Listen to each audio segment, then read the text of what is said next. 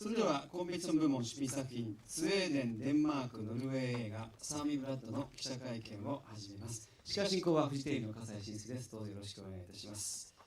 ではゲストの皆さんを拍手でお迎えください。どうぞ Please。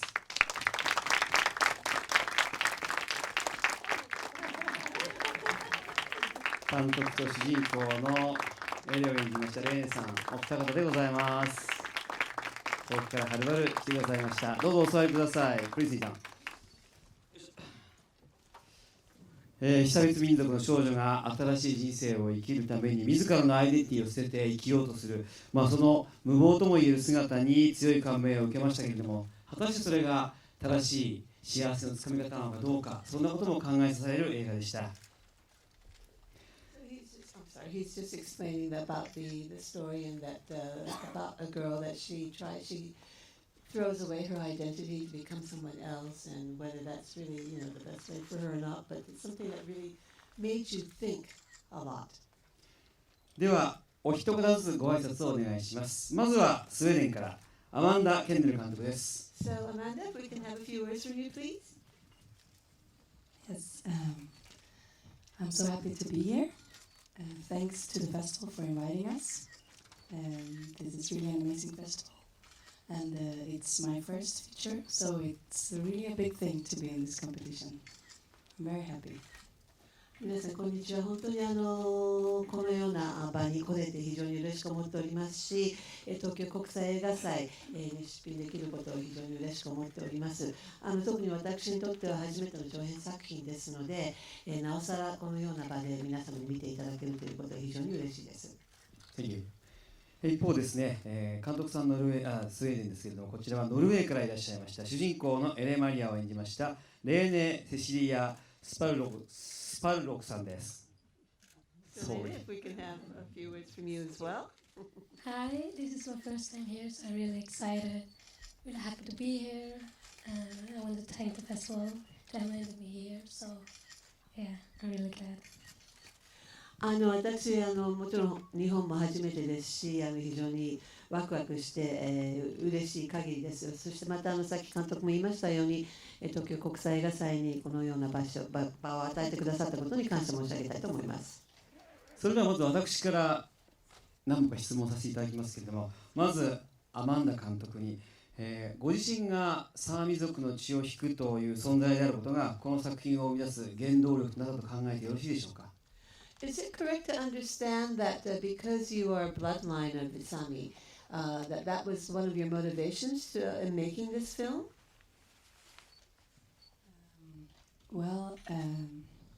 Yes, I've been making shorts for 10 years about other things, but I always known that I one day wanted to do this story. It's inspired by my close family. I grew up with some of the elders in my family who hate Sami people or really don't like Sami indigenous people, even though they are Sami themselves.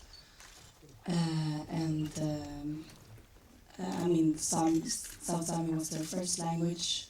They went up moving with the reindeers and reindeer herding, and then went to Sami boarding school. Where the Sami language was forbidden, and then the rest of my family is still in reindeer herding. So I grew up with both sides, and I always wanted to know what happened to those who changed identity and left everything behind. And I wondered, can you really become another person? And what does it do to you? As a person to cut all ties with your past and your family, your culture, and your language. Yes. はい、実は私短編作品は10年ほど前から、いろんな題材というものをテーマにして撮っておりました。ですけども私自身、自分の家族もそうですし親族も、サミの血を引いておりますので、祖父母もそうなんだと思いますけども、いろんな話を聞いていますが、多くの私の親族のサミであることを嫌っているんですね。ですけど彼らたちはもちろんサミ族としてもちろん生まれ、最初は、話していた言語もサミ語を話していたわけですね。そしてこの映画の中でも同じように、寮生の学校に行って、サミ語というものを国からも話してはいけない、スウェーデン語にしろということで教育を受けたわけなんですけども、だからそういう背景の親族の周りにいるということもあって、昔から自分もなんかそういうストーリーを、作っていきたいなというふうに思っておりました。そして結局そのアイデンティティというものを全部消し去るということはどういうことなんだろうかとか、自分の文化であったり自分の言葉であったり伝統というものを全部忘れて違う人間になるということはどういうことなのかなという、そんなようなことを考えながらこの映画というものを作るようになっていったんだと思います。続いてレイさん、お芝居を超えたサーミ族としての佇まいと自分らしく生きるためには全てを捨てようというその気概が感じられた見事なお芝居でしたが、そこまでエレン・マリアになり得たのはどうしてでしょうか。Your acting was excellent. You portrayed the girl that really, she left her identity behind to become a different person, and we could see the emotions that you were going through. And what was it that motivated you to really get into that part? What do you think it was? I got a lot of help from Amanda, so why? I think because the history is so, I know the history really well, and I think every Sami know someone who left Sami culture and left identity, so I think that's why, yeah.まずもちろん監督にいろいろ助言をもらいながらということももちろんあったんですけども、私もその歴史のことはよく分かっておりますし、そのサミ族を捨てて、文化を捨ててっていうそのアイデンティティ自体を捨てるということもその近くで見ていましたので、そういうこともあったのかなというふうに、それが助けてくれたのかと思います。そのサミ族の差別のもん、もう少し、いいですか、話しても。監督さんからもうちょっと話しなさいと。Yeah, and Jana, the little sister in the movie, is also my real little sister, so it kind of was easy to play with her because kind of feel safe. I don't know. Yeah, you kind of feel good like to play with your sister. 実際映画に登場する妹、私の実の妹でもありますので、そういう意味では非常にやりやすかった、すごい安心して演技ができたということでは、それも非常に助けてもらった一つのことなのかなと思います。サーミ族が差別されている問題というのは非常に有名なんですか？ Is it famous about the Sami being discriminated? I mean, is that something that everybody knows about? レイレさんに。To you. If it's fame. If everybody knows about this. The people around in the I don't know, but if you live, I think people don't know in Norway and Sweden about. They don't know a lot about the Sami people. So, but there are also people in smaller village, and they think Sami have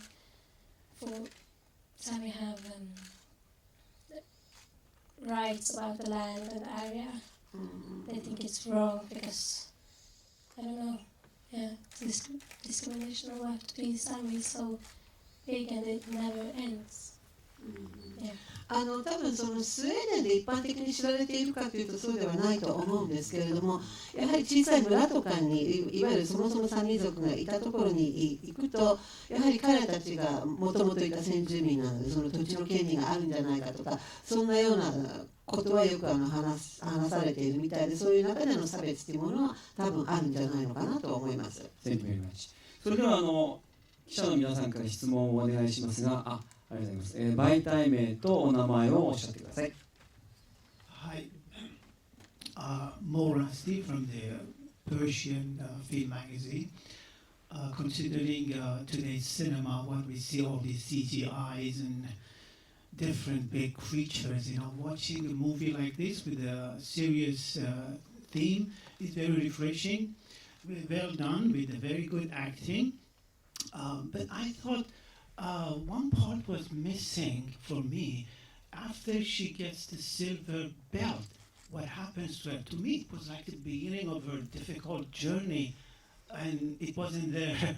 So I was wondering why you didn't do that part, because that's when most of her life, I think, it's in that part, right? And one more small question: is the discrimination still going on in Sweden, your country, against these people? はい、ペルシャの雑誌のモレアティと申します。最近はいろんな映画っていうの CGI を使ったりとか、いろいろなその化け物が出たりとか、そういう映画が多い中で、今日見せていただいた映画というのは非常にシリアスな題材であって、とてもその新鮮味というんでしょうか、リフレッシングな気持ちにさせてくれました。もちろんその演技もすごい素晴らしかったと思いますし、映画全般にもよくできている映画だというふうに思いましたけれども、私一つだけ結局彼女のシルバーベルトっていうんですか、もらった時にそこで多分人生が多分変わったはずなんだけども、その辺のちょっとそこら辺の演出のことがちょっと私自身がちょっと疑問に思っていることがあって、その辺のお話をいただきたいのと、あともう一つやっぱりスウェーデンではこういうその差別というものは実際行われているんでしょうか、まだ。Thank you. Well, I agree that there's a big part of her life missing in the movie, but it's a part of my next film. You can't put I don't know if you can put like a whole life in one film. I thought, I mean, I worked in this for many years, and I thought that would be, I can't tell about everything. So I have to focus on one part and do that thoroughly.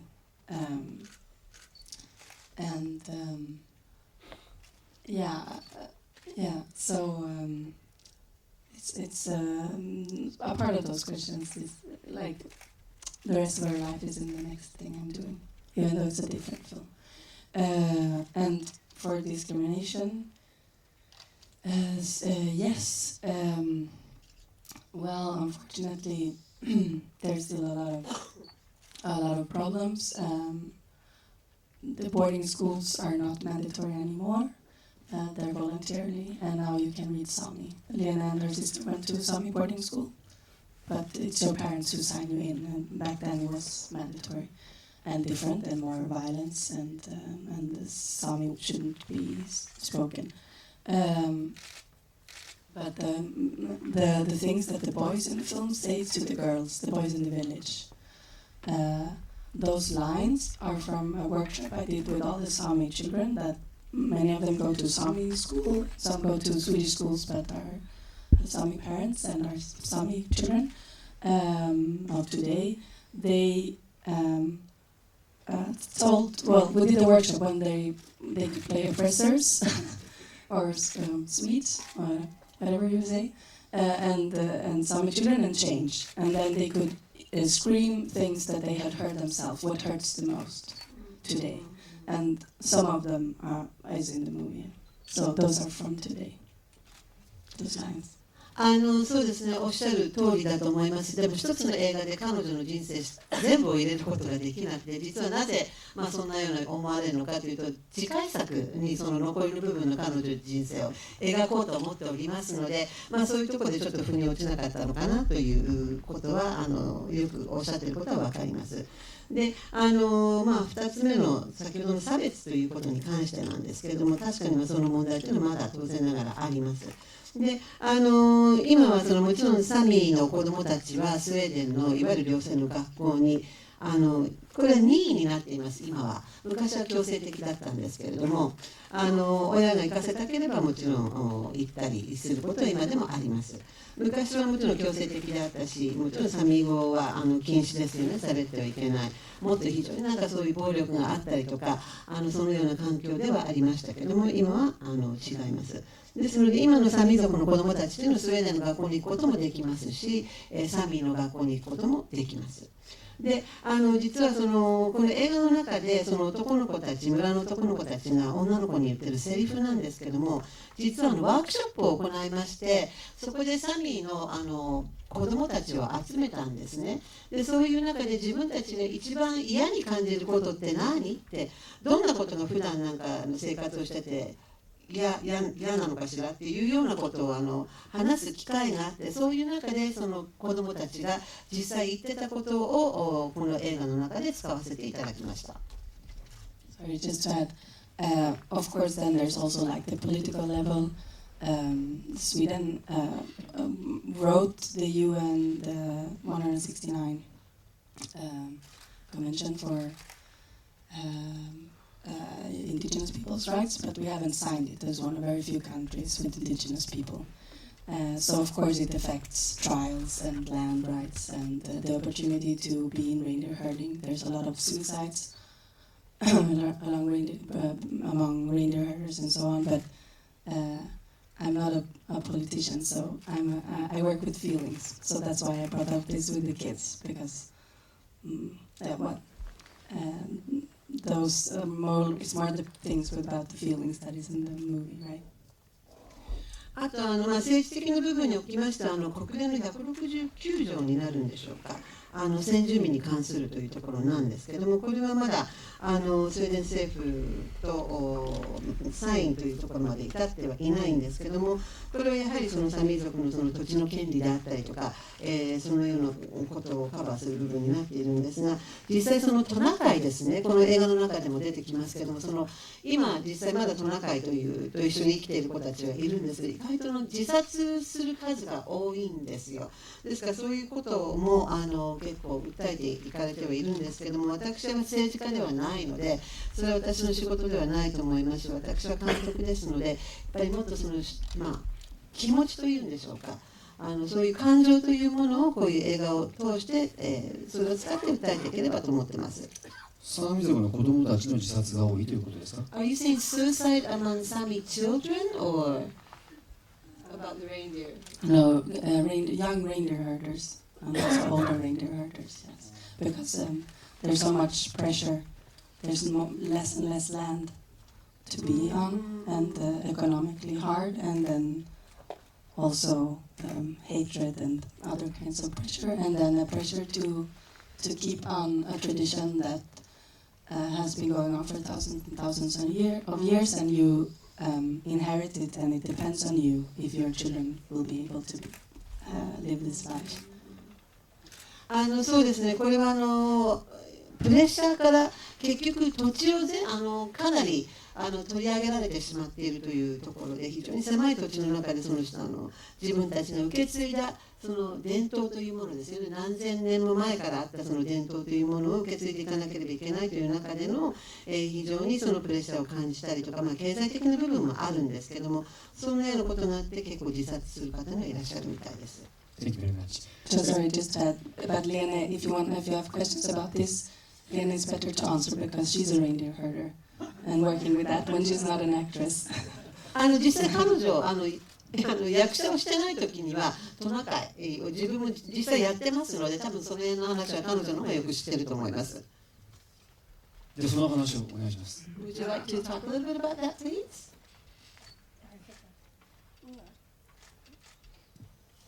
In the movie, like Ella Maria leaves the reindeer herding, but I don't want to because it's so big part of my identity and my culture.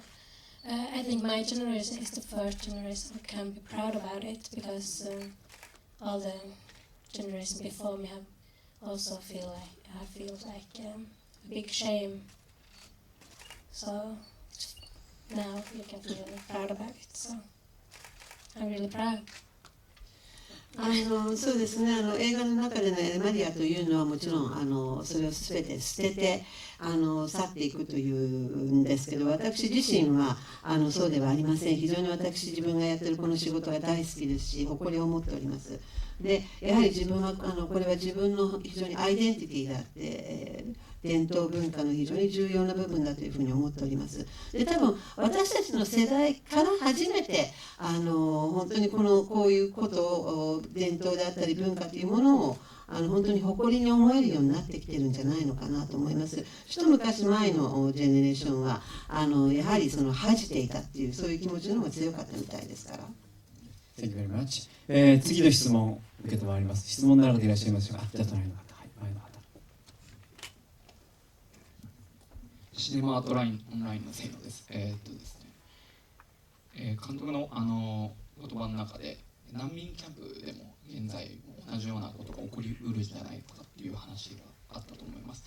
で僕はですね、日本で生まれ育ったので、そのリアルにその差別というものを、人権というかその人種差別というものを触れ伝わってきてないというのを気づかないでいないので、映画の中ですごくこういうことがあるんだというふうに感じました。でその難民キャンプで起こりうるということについて、またはそのことについて何かお話しいただければなと思います。This is Mr. Seno. He's from Cinema Art Line. You had mentioned before about the refugee camp and what could take place there. I myself was, of course, born and grew up in Japan. We're not really in contact with discrimination. That's something that really is not around us. And so watching this film was quite an eye-opener to see that such a discrimination does take place in the world.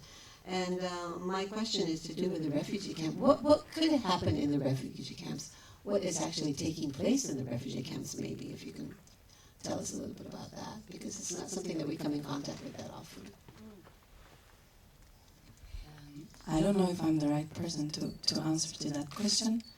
The film, one of the films I made before this, in film school, I went to film school in Denmark, to the National Film School of Denmark, and I made a fiction film, but in a refugee camp there. And Denmark is a very restricted country also with immigration. And I think I mean, of course, this film comes from a lot of research in my own family and other elders about the boarding schools of the 1930s, and some specific stories of young girls and changing identity. But I guess it also inspired me being in these refugee camps and making another film, because they also have this division, how you divide people. And the young boys there, those were long-coming boys, they went to school in the camps and didn't meet the Danes. They don't go to Danish schools. So, of course, there's a division into us and them on both sides, which I think can be dangerous and in many ways, and also this film is about shame, but it's also about how people see you and how you want to be seen, and it can be affects you a lot when you're young, and a lot of things can come out of that: change of identity, rage. You have to handle it in some way. So I guess I can't answer more than that, but there's some similarities in a way, yes, and also with assimilation and how we talk about assimilation today. To assimilate, what is that? What is it to change language and your way of being? That's what we now in Europe request by a lot of people. I think is the way to go, but in the 1930s they also thought that was the way to go, but you didn't really get into Swedish society as in these schools. You couldn't get into the Swedish school system, but you were supposed to act Swedish and talk Swedish. So I guess there's some similarities. I think it's important to watch your own history to mirror yourself today. 難民キャンプとかで行われていることに答えるのが私が一番適切な人間かどうかは分かりませんけれども、私デンマークの国立映画学校に行っている頃に実際もう一本作った映画が難民キャンプについての映画を作りましたので、少しは分かってはおります。でやはり難民キャンプの子どもたちって難民キャンプの中だけ、これデンマークの話なんですけど、中でしか暮らさないんですね。で学校もその中ですから、外の人間と交流する機会が全くないわけです。ですからデンマークという国の中にいながら全くそのデンマークというデンマーク人との交流もないということで、やはり線が引かれているということだと思うんですね。分けられてしまっているっていうのは確かにある現状であって、それが今回私が作ったこのサミー・ブラッドっていうのも同じなんですね。この1930年代にやっぱり寮生の学校に子どもたちが入らなければいけなかった強制的に。で、私がリサーチをしていろいろ家族から聞いたところによってこの映画を作っているんですけど、やっぱり若い子たちがそういう中でのその自分のアイデンティティであったり、やっぱりそのアイデンティティをなくしたい、やっぱりその恥じているっていう気持ちが非常に強かったっていうのがその30年代のことだと思います。ですのでそういうふうに考えた時に、やはりそういうサミー族もそうですし、難民キャンプにいる子たちもそうだと思うんですけど、自分たちがどのように見られているんだろうかとか、それがかなり大きく彼らたち、若い子たちにすごい影響すると思うんですね。で、今度その同化政策っていうのもそうなんですけども、そのサミ族っていうのはその当時はスウェーデン語をしゃべりなさい、でもあなたたちはそのスウェーデンの社会に交じることはないですよと。ただで、その当時は1930年代それが正しいんだというふうにみんな思っていたみたいです。今はもちろんそうではないというまた違う時代の流れがありますけれども、ですのでそういうようなことを私の映画は題材にしたわけですから、ある意味難民キャンプで、過ごしている人たちとそういう意味ではその気持ちというんでしょうかね、相通ずるものがあるのかもしれません。Thank you very much. 以上でお時間となりました。続編の構想があるということですので、サミー・ブラッド2に期待したいと思います。Yes, we're going to be looking forward. I don't know if it's going to be Sami Blood 2 or not, but your next film. So we will be looking forward to having you again. では、フォトセッションの方に移りましょう。 We'll go to the photo カメラ session. マンの皆さん、ご準備をお願いします。そしてお二方、どうぞこちらの方へ。So if you could step over here while the 机を片付けます。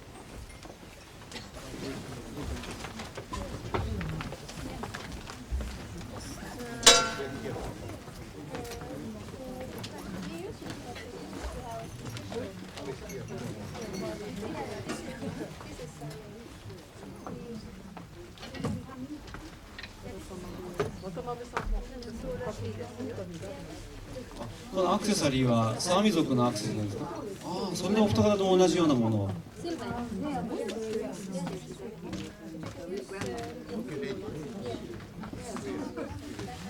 それではどうぞ、please possession please。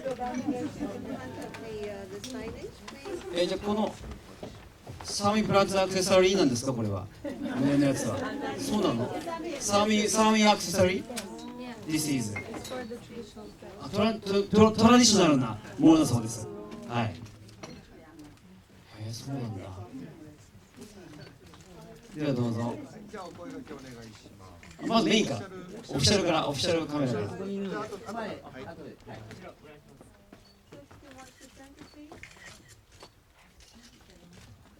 ゃあお声掛けお願いします。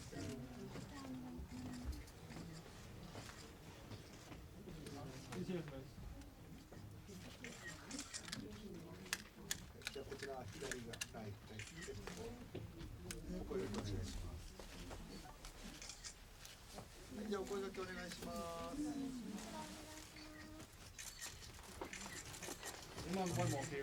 後ろ後で行きます。後ろ後で行きます。お声掛けお願いします。大丈夫ですか？じゃあ前の方ちょっとしゃがんでいただいて、じゃあ後ろオフィシャル。はい、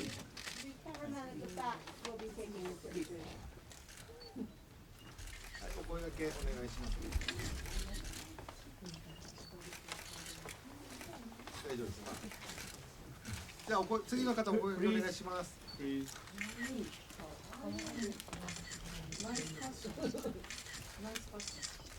ナイスファッション。お声掛けはいかがですか？ Where do you buy this accessory? じゃあ Where? 皆さんしゃがんでいただいて、後ろのあムービーさんがいらっしゃる。電話で作ってもらうの？ちょっとその辺しゃがんでいただけますか？はい、それでは後ろのカメラ。こちらお願いします。電話でオーダーメイド。テレフォン。そういうこと。こっちお願いします。 I can speak English a little. Sorry. 奥の。こっちお願いします。手を振っていただける Please と。手振ってもらえますか？どうぞどうぞ。よろろしいですか。 Thank you. Okay, thank you very much. Finish. 終わりでございます。ありがとうございました。拍手でお願いください。監督とレネさんでございました。Thank you.